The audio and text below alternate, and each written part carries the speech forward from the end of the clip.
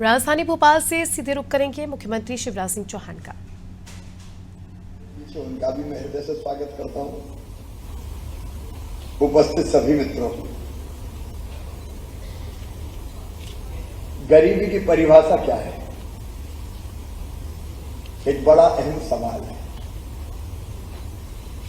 ये बात सच है कि रोटी ना होना गरीबी है।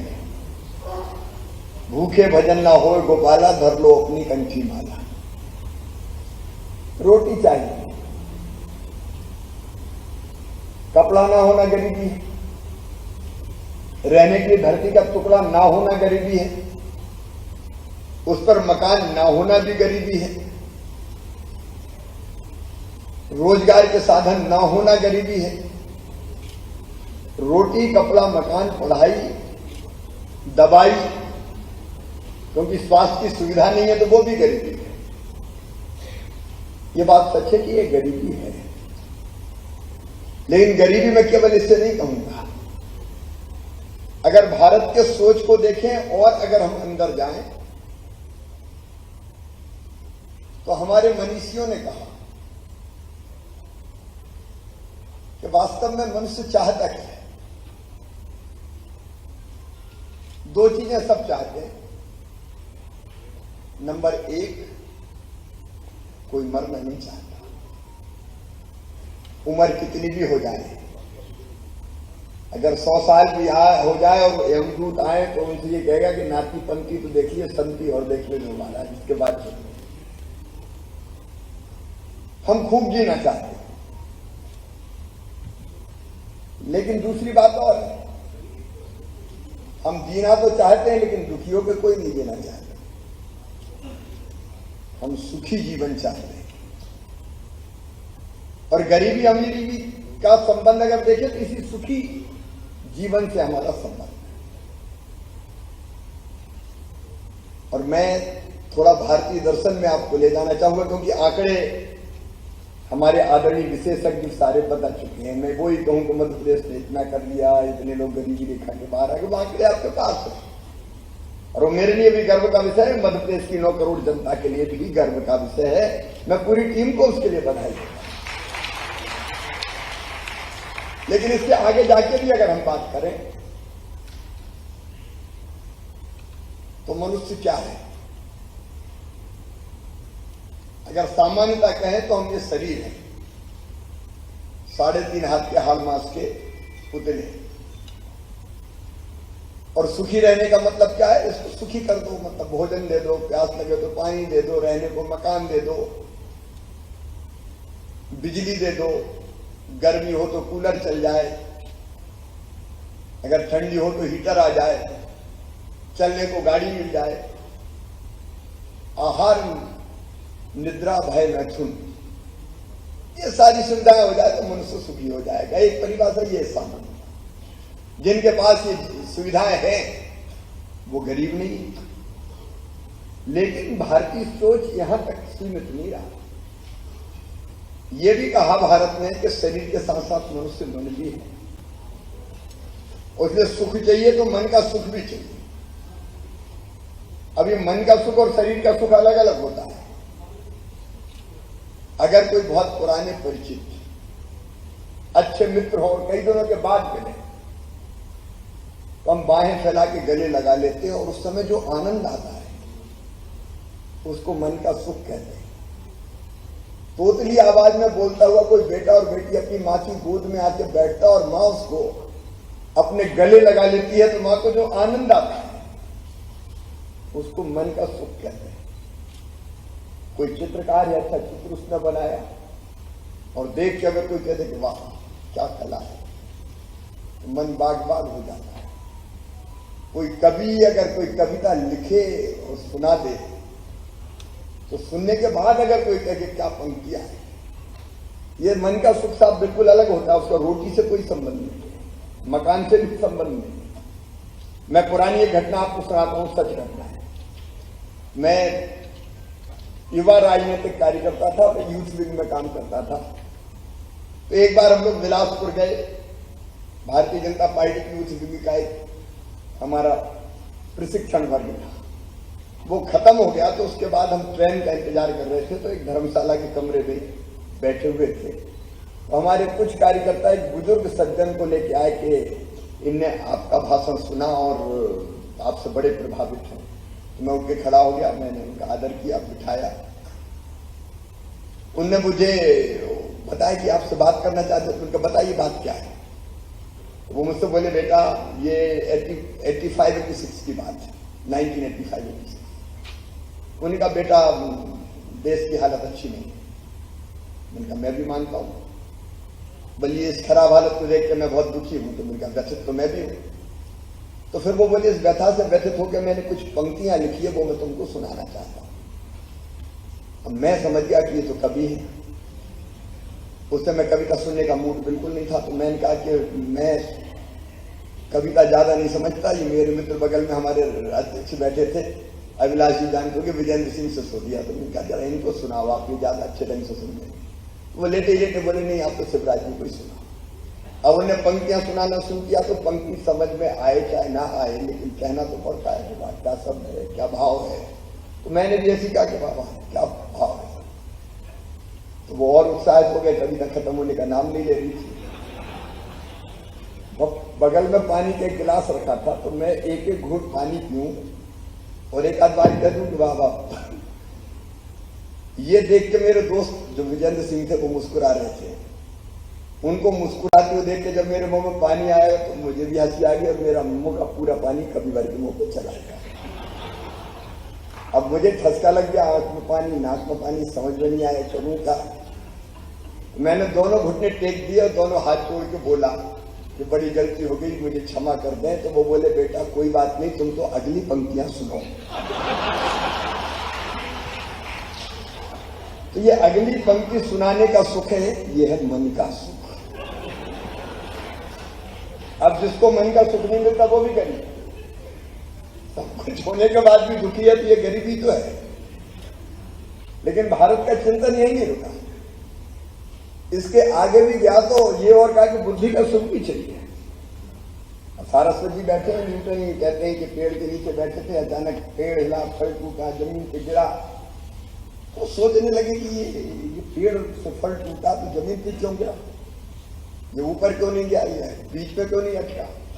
तो लोग जो जा रहे थे उन्हें टोका कि भाई जरा प्रश्न का जवाब नहीं मिल रहा, जरा मुझे बताओ सवाल क्या है। तो उन्होंने वही कहा कि पेड़ हिला, फल टूटा, जमीन पे गिरा। तो लोगों का जमीन पे नहीं गिरता तो कहाँ जाता, ऊपर क्यों नहीं गया, बीच में क्यों नहीं अटका। तो आम लोगों ने सोचा कि तो क्या काम, सब पागल हो गया। अरे जमाने से देखते चले आ रहे हैं, कोई चीज टूटती है तो नीचे तो गिरती है। लेकिन न्यूटन नहीं माने, वो सोचते रहे और अंततः उन्होंने ये खोज लिया कि धरती में गुरुत्वाकर्षण की शक्ति होती है, इसलिए अपनी तरफ खींचती है। इसको खोज के जो सुख न्यूटन को मिला उसको कहते हैं बुद्धि का सुख। तो सोचने वाले लोग हैं, विचार करते हैं। अब आर्किमिडीज के बारे में सुना कि जब उन्हें पानी का द्रव्य की उछाल शक्ति का सिद्धांत खोजा तो कहते हैं कि नहा रहे थे वो वैसे ही बिना कपड़े के यूरेका कहते सड़कों पर निकल गए। ये अलग प्रकार का खोज हमें। जिस देश में अगर ये सुख ना हो कि बुद्धि का लोग उपयोग करके अनुसंधान कर पाए, रिसर्च कर पाए, वो भी गरीब है। और एक अंतिम सुख जिसकी भारत ने कल्पना की वो है आत्मा का सुख। वो सचमुच तो बिल्कुल अद्भुत और अलग प्रकार का होता है। मैं एक बहुत छोटी सी घटना में आंकड़ों से हटके कुछ बात करने की कोशिश कर रहा हूं। मैं मंगलवार के दिन हमारी कैबिनेट होती है, उस दिन मैंने कह के रखा कि मंगलवार को मैं सवेरे मिलूंगा नहीं किसी से, क्योंकि पेशी पढ़नी है, बाकी चीज करनी है, तैयारी करनी है। एक दिन एक सज्जन अड़ गए कि मैं तो मिल के ही जाऊंगा, और वो रोने लगे। मैं नहीं था, जो मिलवाते हैं उन्होंने कहा कि मैं तो मिलूंगा ही। तो मुझे कहा कि एक बुजुर्ग सज्जन बुजुर्ग से आए वगैरह, मैं तो सीएम से मिलूंगा। मैंने कहा जल्दी बुला लो, कोई जरूरी काम होगा। वो सामने आए तो मैंने कहा बताइए बात क्या है। तो उन्होंने कहा कि बात कुछ नहीं है, मैं आपके गले में ये माला डालना चाहता हूँ। मुझे थोड़ा सा गुस्सा में होता नहीं, लेकिन आगे कि ये कोई काम है क्या माला पहनाने, मेरी कैबिनेट की मीटिंग है। बोले आपने पहचाना नहीं? नहीं अभी तो नहीं पहचाना। बोले आप सिंगरौली आए थे, मैं लाइन में खड़ा था, आप मिले थे, मेरा एक हाथ नहीं था और वो देख के आपने कलेक्टर से कहा था कि कैसे हाथ लगने का इंतजाम हो सकता, हाथ लग जाना चाहिए, स्वेच्छानुदान से मैं पैसा भेजूंगा, मेरा हाथ लग गया है, मैं उस हाथ से आपको माला पहनाना चाहता हूं। सचमुच में मेरी आंखों में आंसू आए और जो अंदर से आनंद हुआ उसको कहते हैं मन का सुख। सचमुच में ये दूसरों का भला करते हैं। जितने भी हम कार्यक्रम करते हैं, स्वयंसेवी संस्थाएं, चैरिटी के काम, दिव्यांगों के लिए, गरीबों के लिए, ये आत्मा को तो सुख देते हैं। मेरा गांव है नर्मदा जी के किनारे और ये देखो हर एक में होता है। बुरे से बुरे इंसान में कहीं न कहीं एक अच्छा पक्ष रहता है। मेरा गांव नर्मदा जी के किनारे है। बरसात के जब ऐसे दिन होते थे तो हम छोटे से थे तो नर्मदा जी में पानी ज्यादा बाढ़ आती थी तो बहुत मजा आता था देखने में। जब तक घरों में पानी नहीं घुसे तो बाढ़ का आनंद लेते थे। ऐसी शाम के समय हम किनारे पे खड़े बाढ़ के दृश्य देख रहे थे। पानी काफी ऊपर आ गया था, एक डेढ़ फीट केवल किनारे बची थी। एक बच्ची का अचानक पैर फिसल गया और पानी में गिर गई। 7-8 साल की बच्ची थी। लोग चिल्लाए कि बचाओ बचाओ, लेकिन हिम्मत कोई की नहीं हुई। दूर से एक आदमी दौड़ के आया और कूद गया नदी और 1.5 किलोमीटर दूर जाके उस बच्ची को खींच के किनारे लाया। अब लोगों की उत्सुकता थी कि जिसने बचाया वो है कौन। जब वो पास आया तो लोग देख के दंग रह गया। वो उस इलाके का, ये मैं घटना बता रहा हूं, जब मैं भी 8-9 साल का था। अब मैं 64 साल का हूं, आप कल्पना कर लीजिए उस समय की घटना। तो लोगों ने देखा उस इलाके का प्रसिद्ध चोर था। चोर को हम अपनी भाषा में भड़या कहते थे, रीजनल बोलियां जो होती ना, तो उसको कहते थे गुलवा भड़या। तो लोगों ने कहा यार ये तो गुलवा है, लेकिन नजर बदल गई। ये तो बच्ची को बचाने जान पे खेल गया। तो उससे पूछा कि तुमने ये किया कैसे, जान जोखिम में कैसे डाली। तो उसका उत्तर था कि आया तो था मैं रात में सेंध लगाने, देखने कहाँ लगाना है, शाम को देख लो। लेकिन जब ये बच्ची गिरी और कोई नहीं दौड़ा तो मेरी आत्मा नहीं मानी और मैं कूद गया।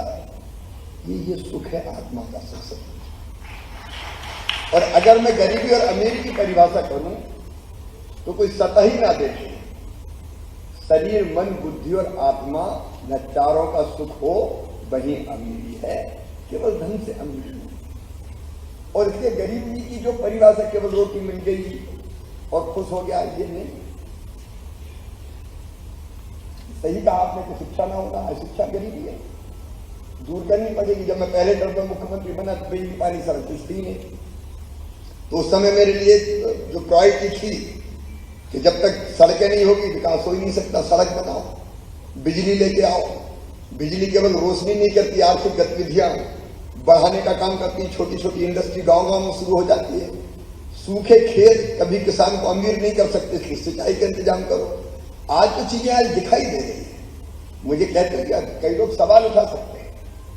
अब मैंने सुना कि आज बहस चली थी कि राशन कार्ड कम क्यों नहीं होगा। नहीं होंगे राशन कार्ड कम, क्योंकि राशन मिलने के कारण भी तो गरीबी कम हुई है भाई। वो राशन कार्ड विड्रॉ कर लो, कई लोग फिर गरीब हो जाएंगे। तो ये सब चीजें मिला के सारे प्रयास करने के बाद तो गरीबी कम। अगर हमने सिंचाई की सुविधाएं 7.5 लाख हेक्टेयर से बढ़ा के 47 लाख हेक्टेयर कर दी तो अन्न का उत्पादन कितना बढ़ा, फल और सब्जियों का उत्पादन कितना बढ़ा।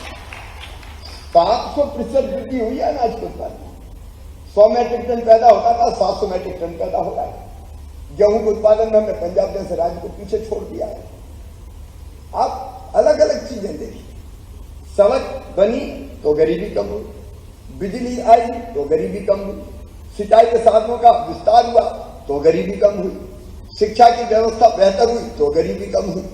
हर स्टेप जो उठाए। आज आप देखिए, कभी 11,000 रुपया पर कैपिटा इनकम थी मध्य प्रदेश की, 2003-04 के आंकड़े हैं। आज मध्य प्रदेश की पर कैपिटा इनकम 1,40,000 करोड़ रुपया है।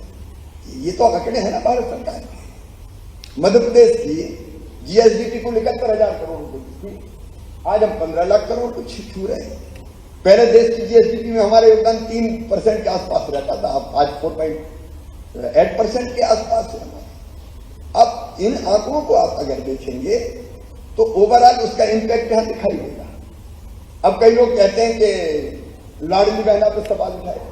अरे स्त्री पुरुष की असमानता भी तो गरीबी है। घर में सब कुछ और बेटी को मिल नहीं रहा था, बेटा बेटी को आप बराबर नहीं मान रहे। और वो जमाना था जब विज्ञान ने ये पता लगा लिया कि कोख में पलने वाला बेटा है कि बेटी है, बेटी आए तो कोई कत्ल खाना बना दो, पैदा ही मत होने दो। सेक्स रेशियो इतना अनबैलेंस हो गया था कि मध्य प्रदेश में 1000 बेटों को 912 बेटियां पैदा हो रही थी। तब कोई कहे कि ये अपने पैसे बांट दिए, उन्होंने बताई लाडली लक्ष्मी और तय किया कि मध्य प्रदेश की धरती पर बेटी पैदा होगी तो लखपति ही पैदा होगी, बेटी को बोझ नहीं रहने देंगे, बेटी को वरदान बनाएंगे। हमने तय किया ये तो गरीबी दूर करने के उपाय। क्यों बेटी को सम्मान नहीं मिलना चाहिए, क्यों स्त्री और पुरुष की समानता नहीं होना चाहिए।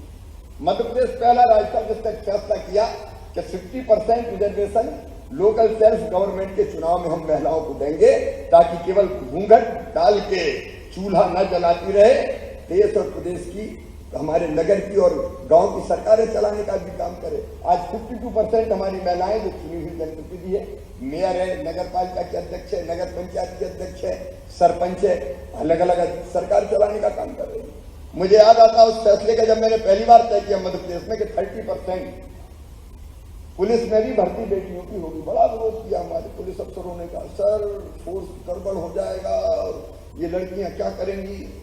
लेकिन मैं देख रहा हूं कितना बढ़िया कानून व्यवस्था संभाले हुए आज बेटियां। और लाडली बहना भी, मैं साफ कह रहा हूं, ये केवल पैसा देना नहीं है, बहनों को सम्मान देना है और उनकी गरीबी कम करने का उपाय। ये केवल 1000 रुपया देना नहीं, 1000 रुपया आत्मविश्वास बढ़ाता है, 1000 रुपया आत्मसम्मान भी बढ़ाता है। और मैंने इसका शुभारंभ किया था 2017 में। 2017 में मैंने बेगा, भारिया और सहरिया, ये 3 जो अत्यंत पिछड़ी जनजातियां थी, उनके खाते में 1000 रुपया डालना शुरू किया। और सचिन चतुर्वेदी जी बैठे, जब हमने इंपैक्ट असेसमेंट करवाया तो वहां पोषण का स्तर परिवार को सुधार गया, क्योंकि मां ने पैसे का दुरुपयोग नहीं किया। मां ने वो पैसा बच्चों के पोषण में सबसे पहले लगाया, दाल खरीद के लाई, सब्जी खरीद के लाई, दूध खरीद के लाई। मां ने उस पैसे को व्यर्थ नहीं गवाया, पोषण का स्तर सुधर गया। मुझे और उत्साह मिला तो मैंने कहा सब गरीब और निम्न मध्यम वर्गीय बहनों को दो, क्योंकि बहन पैसे का दुरुपयोग नहीं करेगी। और आज आप उनको सुनो क्या किया, 1000 रुपए का क्या किया। जब बात करते हैं तो पहली बात बच्चों पर खर्च, कोई कहता बच्चों की किताबें खरीदवाई, और कोई कहती है कि अब ये इकट्ठे करके सिलाई की मशीन लूंगी और फिर मैं सिलाई करके और ज्यादा पैसा कमाऊंगी। छोटे मोटे काम धंधा बदल, एक अलग तरह की आर्थिक क्रांति होगी। अब मुझे आश्चर्य, आप में से मैं तो सचिन जी इसकी स्टडी भी आप करवा, गांव में रहने वाले जो छोटे दुकानदार सबकी बिक्री बड़ी तेजी से बढ़ी, क्योंकि एक गांव में 300 महिलाएं, 300 को 1000 रुपया मिला, वो गांव की दुकान पे गई और उन्होंने वहां से सामान खरीदा, तो दुकानदार की दुकान चली, तो व्यापारी का माल भी उठा, तो कारखाने के चक्के भी चले। ये सब चीजें आर्थिक गतिविधियां बढ़ाने का काम करती है और इससे भी अर्थव्यवस्था को बल मिलता है।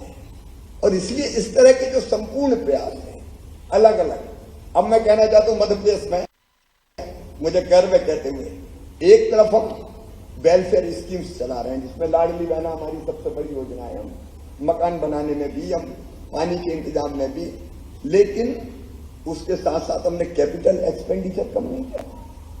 कैपिटल एक्सपेंडिचर लगातार हमने बढ़ाया। इस साल, अब तक मैं अभी सीएस से पूछ रहा था, हमको इस साल खर्च करनी है 56,000 करोड़ रुपया कैपिटल एक्सपेंडिचर हमारा, और हम 22,000 करोड़ खर्च कर चुके हैं। हम देश में सबसे पहले स्थान पर है कैपिटल एक्सपेंडिचर में। कैपिटल एक्सपेंडिचर कम नहीं होगा, पूंजीगत व्यय भी करेंगे। और आप बजट के साइड में देख लीजिए इन गतिविधियों के कारण।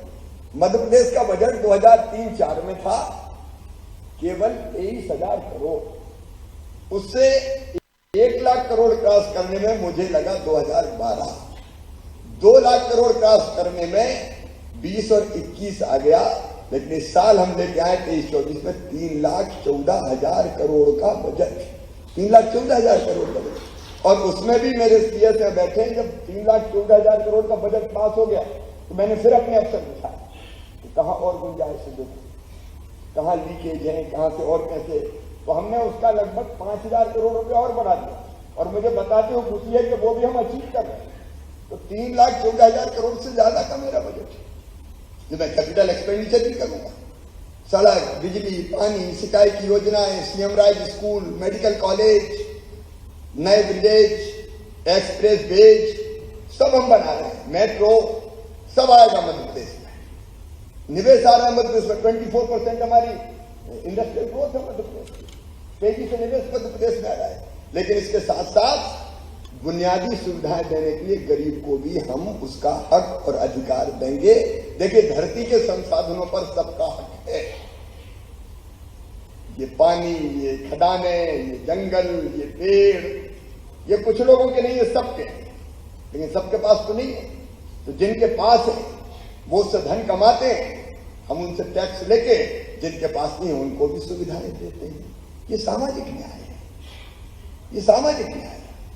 प्रधानमंत्री जी के नेतृत्व में, अब मैं बहुत विस्तार में नहीं जाऊंगा, कितनी तरह की गरीब कल्याण की योजनाएं चल रही। गरीब कल्याण हमारा संकल्प है, क्योंकि बुनियादी सुविधाएं सबको दें, और जब सारे प्रयास समेकित रूप से होते हैं तो परिणाम ये आते हैं जो आंकड़े बता रहे हैं। मैंने आपको बजट के बारे में, अगर हमारे अर्थव्यवस्था में दम नहीं होता तो पैसा कहां से आता, हम पैसा कहीं से कलेक्ट कर रहे हैं। और इसलिए इन गतिविधियों के कारण मध्य प्रदेश लगातार विकास कर रहा है, हमारे पास और ज्यादा पैसा आ रहा है, हम उस पैसे को शिक्षा पे भी खर्च कर रहे हैं, स्वास्थ्य पे भी खर्च कर रहे हैं। अब मेडिकल कॉलेज 5 से मध्य प्रदेश में आज 30 मेडिकल कॉलेज हो रहे हैं, उसमें क्या दिक्कत है। सीएम राय स्कूल की एक की बिल्डिंग हमारी 40 करोड़, 40 करोड़ की, 48 करोड़ की, स्मार्ट क्लास, वहां लैब, वहां लाइब्रेरी, वहां प्ले ग्राउंड, बस लेने जाएगी, बस छोड़ने जाएगी। हम शिक्षा के स्तर को ऊंचा उठा रहे हैं, और इन सब प्रयासों से फिर गरीबी समग्र रूप से कम होती है। लेकिन हमारा टारगेट केवल रोटी कपड़ा मकान नहीं है, मन का सुख, बुद्धि का सुख और आत्मा का सुख भी मिले। ये मध्य प्रदेश है जिसने तय किया कि हम पर्यावरण को भी, देखो पर्यावरण बिगड़ना भी तो गरीबी है। कल क्या होगा, वन्य प्राणी ना रहे, ये भी गरीबी है। इसलिए मध्य प्रदेश टाइगर स्टेट है, मध्य प्रदेश लेपर्ड स्टेट है, मध्य प्रदेश घड़ियाल स्टेट है, मध्य प्रदेश बल्चर स्टेट है। हम कोशिश कर रहे हैं कि मध्य प्रदेश चीता स्टेट भी रहे। ये सब भी तो कुल मिला के विविधता बनाए रखना। मैं रोज पेड़ लगाता हूं, यही मैसेज देने के लिए लगाता हूं कि लगाओ भाई, अगर धरती नहीं बचेगी, पर्यावरण नहीं बचेगा तो धरती भी नहीं बचेगी, आने वाली पीढ़ियों के लिए होगा क्या। तो ओवरऑल समग्र जो प्रयास हम कर रहे हैं, मैं मानता हूं उसी के परिणाम है कि मध्य प्रदेश में गरीबी बहुत तेज गति से कम हो रही है। और मेरा पूरा विश्वास है कि आगे और तेज गति से काम करके मध्य प्रदेश को संपूर्ण रूप से समृद्ध और विकसित प्रदेश बना के हम देश की समृद्धि में अपना योगदान देंगे। हमारे प्रधानमंत्री जी ने कहा $5 ट्रिलियन की इकोनॉमी मध्य देश को बनाना है। हमने तय कर दिया कि $550 बिलियन की इकोनॉमी हम मध्य प्रदेश को बनाएंगे। जब राज्य प्रगति करेंगे तब तो हमारा देश प्रगति करेगा।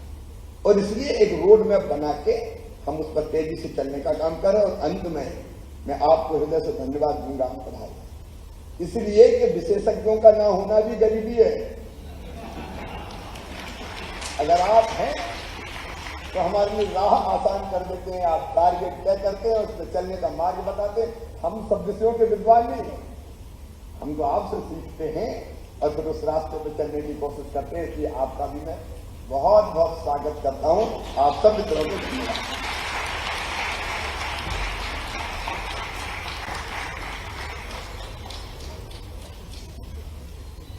धन्यवाद माननीय मुख्यमंत्री महोदय। अब मैं अनुरोध करूंगा राज्य नीति एवं योजना आयोग की तरफ से सभी गणमान्य अतिथियों को धन्यवाद स्वरूप मिलेट्स भेंट किए जाएं।